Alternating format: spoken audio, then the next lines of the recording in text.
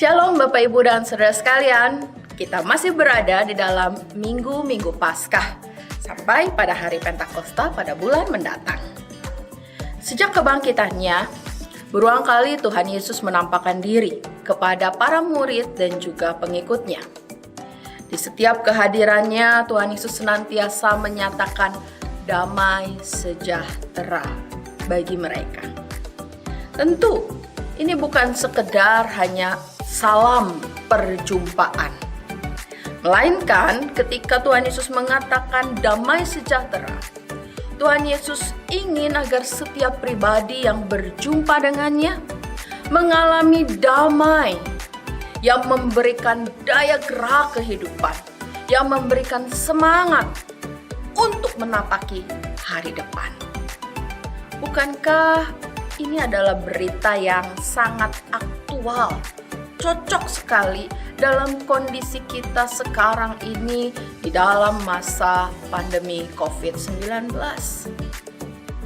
Dalam masa Paskah ini tak hentinya diperdengarkan bagi kita bahwa damai sejahtera Allah nyata di dalam kehidupan manusia, mengenyahkan segala ketakutan dan kecemasan karena ketidakpastian. Kalau berita itu pun yang dinyatakan kepada kita, bagaimana sikap kita? Apa yang harus kita perbuat? Surat 1 Petrus pasal yang pertama ayat 13-16 menyatakan panggilan sikap kita, yaitu sebab itu siapkanlah akal budimu, waspadalah, dan letakkanlah pengharapanmu seluruhnya atas kasih karunia yang dianugerahkan kepadamu pada waktu penyataan Yesus Kristus. Hiduplah sebagai anak-anak yang taat dan jangan turuti hawa nafsu yang menguasai kamu pada waktu kebodohanmu. Tetapi hendaklah kamu menjadi kudus di dalam seluruh hidupmu, sama seperti Dia yang kudus yang telah memanggil kamu, sebab ada tertulis, kuduslah kamu, sebab aku kudus.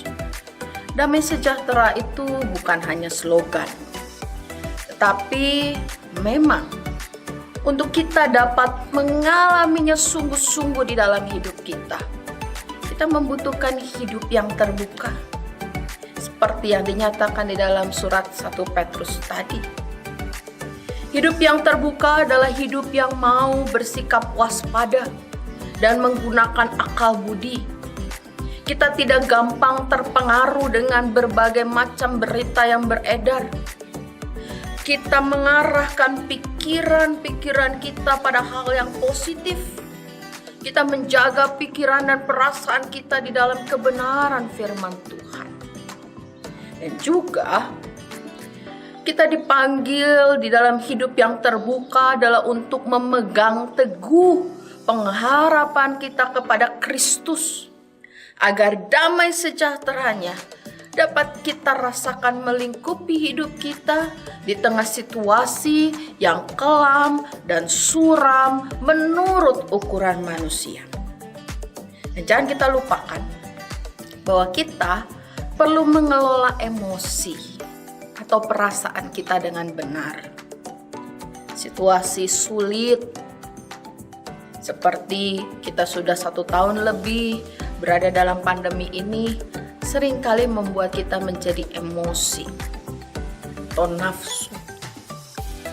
Melalui setiap keputusan kita, ketika kita mengelola emosi kita dengan benar, kita wujudkan di dalam cara bertindak, cara bersikap, cara kita berkata-kata.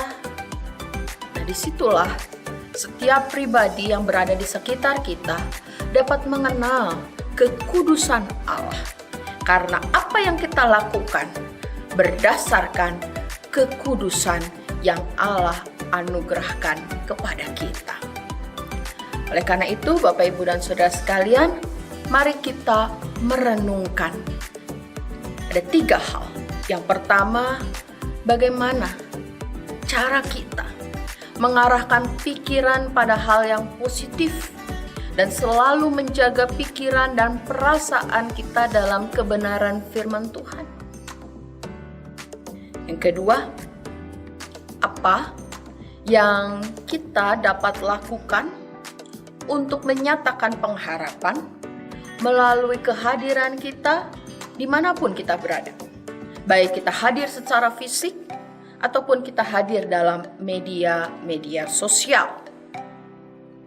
Yang ketiga, bagaimana langkah kita untuk kita dapat mengelola emosi atau perasaan kita dengan benar. Kuasa kebangkitan Kristus memampukan kita menghidupi dan menebarkan damai sejahteranya setiap saat.